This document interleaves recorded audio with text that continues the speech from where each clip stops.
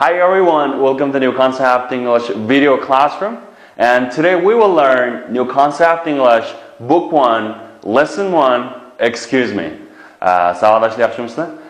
Bugun mushu yangi o'quv ingliz tili darsxonasiga kelganlarni qarshi olamiz. Ana bugun mushu yangi o'quv ingliz tili birinchi qism, birinchi dars Excuse me degan darsni o'qiymiz.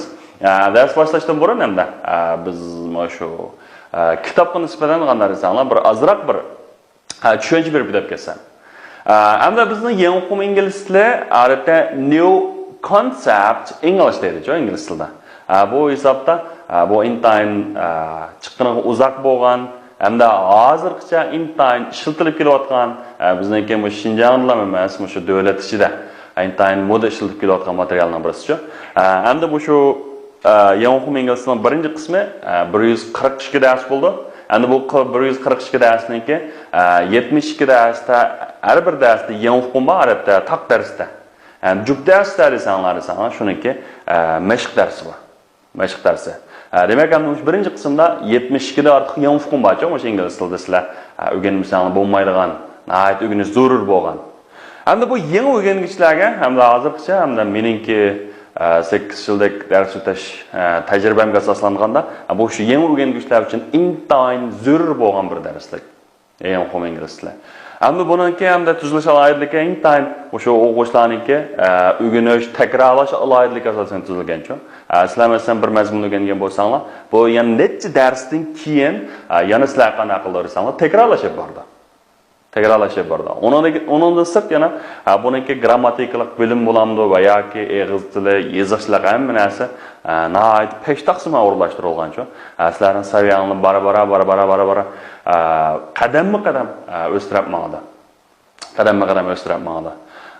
Hamda bu kitobningki hozir hamda masalan Beijing, Shanxayni misolga olsak, hamda Beijingda masalan bir yil ishladim, shu yerda ishlagan jarayonda hamda o'sha yangi o'quv ingliz tilining birinchi, ikkinchi qismini odat boshlang'ichning bolalari to'liqsiz chiqish o'rganib bo'ldi ekan. Shanxayda shu. Undan keyin to'liqsizda 3-qism, 4-qismni o'rganib bo'lgan ekan hamda va yoki hamda 3-qismni o'rganib bo'lgan ekan boshqa kitobga o'zgardi ekan. Undan sirt masalan sizlar IELTS bilamsizlar yoki TOEFL bilamsizlar, buningki 3-qismi yoki 4-qismi tugatib boshqaga tayyorlab qilsanglar, bular sizlarniki bo'ladi, masalan yoziqchilik bo'lamdi va yoki so'zlik bo'lamdi. Har qaysi yerda sizlarning saviyanglar uningga asosan yaxshi bo'ladi. Uningdagi boshqa so'zlik kitob o'rganib, ular qilsanglar, uningdagi sizlarga o'yin bo'ldi. Jiq savodashdan bir xatoshi nima desanglar, so'zlik kitobdan birini yodlab imtihon o'chirib ketish. Voy, ancha aqlanliq usul emas. So'zlik kitob faqat sizlarniki shu so'zlikni o'rganmaganini tekshiradigan narsa. Okay. Aniqda buningki bu kitob haqdan nihoyat muhim. Hamda sizlar bu kitobni tanlaganinglar hisobda bu shu nihoyat bir to'g'ri tanlash. Ingliz tilida bir gap bor. Good beginning is half done deydigancha. Demakchi yaxshi boshlanish bo'lsa yarim g'alaba. Yoki shu yarim shu ishni qo'ng'i barobar degan gap-ku hamda. Demak, endi bu kitobni boshlab oldingiz. Demak, bu tanlaganingiz intayin to'g'ri. Kitob intayin yaxshi. Bu kitobni bundan keyin izchil o'rganib ketsanglar. Okay. Aniqda bo'ldi. Hamsa biz darsimizni boshlab ketaylik. Bu darsligimiz bizningki bizning turbat g'oya CN onundan sirt bizningki mushki app bor Android bilan iOSningki. Mushki appda onundan keyin bizningki tanishun darsxonlarida bor. Sizlar xohlagan birisida qanday desanglar, shu orqali bu darslarni o'rgana olasizlar. Okay. Aniqda bugun birinchi dars Excuse me kelaylik. Okay guys, amsa mushu New Concept English Lesson 1 Excuse me. Amsa mush darsni boshlab ketsak, aniqda boshda bir mush darsligimizdagi xom so'zlarni o'rganib chiqaylik. Okay, endi men new deganimiz nima desanglar, yangi deganga words so'zlar. New words, yangi so'zlar yoki xom so'zlar desanglar bo'ldi. Okay, endi birinchi so'z qaraylik. Birinchi so'z nima desanglar? Excuse me. Sorry, excuse deymiz hamma. Excuse.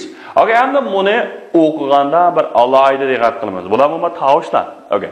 Endi men yerga tovushlarni o'qiganda birinchi tovushni o'qiymiz arkadaşlar. Endi tovush deganimiz mushalarga tirnoq ichida yoki menda yanto siziq charisi bo'lsa, mana tovushlar o'qiymiz, juma. Aldan soatlarimizda o'rgandik. Gojim yo'q, shunami? Endi birinchi tovush nima? Shunami? ikkinchisi k, ek. Ma beshini o'qiganda diqqat qiling. Ek. Okay, endi uchinchi tovushi alright, to'rtinchisi k. Beshinchisi ye. Endi mana so'zliq tovushi muhim, oltinchisi nima? Masalan, u. Okay, endi azroq so'zlaymiz. U. Alright. Z oxiri. Okay, endi bu nima? Excuse. Alright. Endi bu yerda degan tovushning ustida bir tal belgi turdi. Okay, endi bu nima belgisi? Masalan, urg'u belgisi. Urg'u degan shu tovushni qanday o'qiymiz? Kuchliroq o'qiymiz yoki kuchliroq talaffuz qilamiz degan gap, Okay, buni o'qiganda excuse. Alright. Excuse. Good. Excuse. Alright. Excuse. Demak, endi buni o'qiganda excuse. Xo'sh, endi excuse deganimiz nima degan gap? Masalan, shu apple qiling, kechiring, ayibga buyuraman degan hamda takalluf so'zi. Odatda buni qanday vaqt ishlatamaymiz desanlar, sizlar bir notanish kishini, tonimaydigan odamni sizlarni avr qilmoqchi bo'lganda, demak ulardan bir yo'l so'rmoqchi bo'lganda, yoki ularni savol so'rmoqchi bo'lganda va yoki ularni diqqatini tortmoqchi bo'lganda, nima deb ishlatamaymiz desanlar, excuse. Odatda buning keyiniga mini degan qo'shilib keldi. Excuse me. Odatda bu ikkisi birlik keldi. Sizni avr qilgan bo'ldim. Kechiring, ayibga buyuraman deb ishlatamiz. Excuse me. Understand? Endi bu excuse me bilan hamda bizningki chaqirish odatimizni qanday desanglar, bir selishtirish kerak. Endi chunki bu g'arbda, hisobdan shu ona til ingliz bo'lganlarning chaqirish odati. Shunami? Agar masalan bizda qanday chaqiramiz, masalan buni, masalan bir tonimaydigan odam, taniydigan odam bo'lgan bo'lsak, ismini voy Yasinjon, Olimjon, Qosimjon deymiz, shunami? Okay. Endi tonimagan odam bo'lsa shu desanglar, tonimagan odam bo'lsa, masalan qizchaq bo'lsa voy ukam, voy singlim yoki o'g'il voy ukam yoki bo'lmasa, masalan kiyib olgan kiyimga qarab, voy qarchapolliq bola yoki ko'kchapolliq bola va yoki bo'lmasa menda ko'zoynak taqib olgan bola bo'lsa, ko'zoynak deydigan gap, shunami? Shuni o'xshash ham shu bir chaqirish. Agar to'g'rigan bo'lsang, ismini bosib chaqirtinglar. Hatto endi burunlarda masalan bir moto minib olgan odam bo'lsa, moto deb chaqirgan gap shunami? Hatto masalan burun sayber naslini ishak arolda kelsa, masalan u shu seychin to'layim deb o ishak deb chaqirib g'ashtiradi endi. Bu bir chaqchaq bor endi. Demak endi bir chaqirish notanish odamda yo'l so'g'anda shuning bir diqqatini tortganda yoki siz shuni chaqirmoqchi bo'lib o'zingizning gapini demoqchi bo'lganda deb ishlatamiz excuse me. Okay? Excuse me. Good. Excuse me. All right? Excuse me. Good. Nima ekan bola? Excuse me. Yaxshi. Avval qilgan bo'ldim, takalluf qildi. Endi bu ergizmi? Aslida xatolik o'tkazganligingiz emas, faqat so'ysini avval qilib qo'ygan bo'ldim, shu takalluf yuzini kechiring degan so'z hamda. Shuningda excuse me degan ishlatamiz. Aniqda birdan Snow White. Okay, Snow White degan nima? Qarmalika. Shu qarmalikaning kinosida o'sha excuse me ni shildirgan bir ahvol bor, ko'rib beringlar.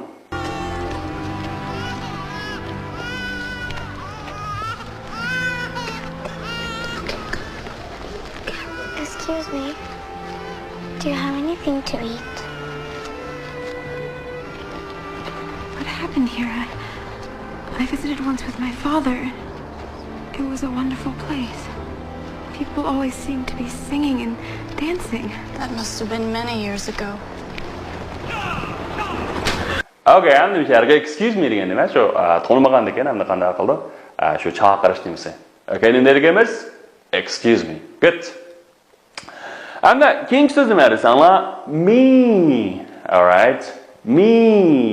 Okay. Endi buni talaffuz qilganda nima? Birinchi tovush. Okay. Endi ikkinchi tovush-chi.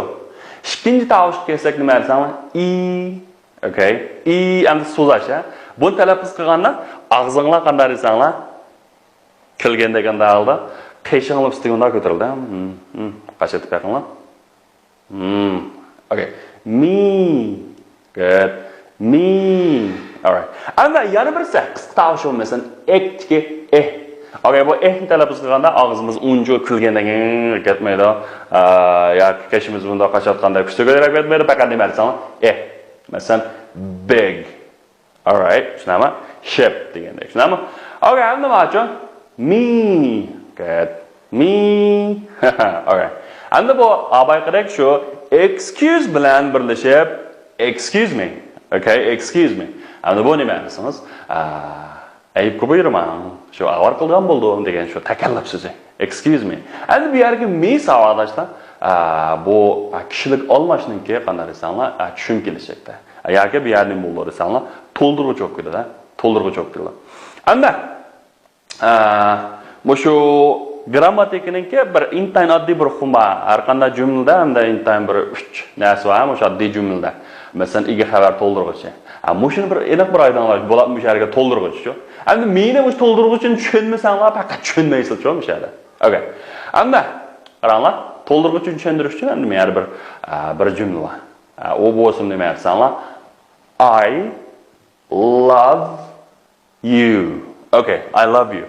Endi qaranglar, I love you degan hamda biz ingliz tilida o'rganmagan chog'da I love you deb o'rgangan. Shundaymi?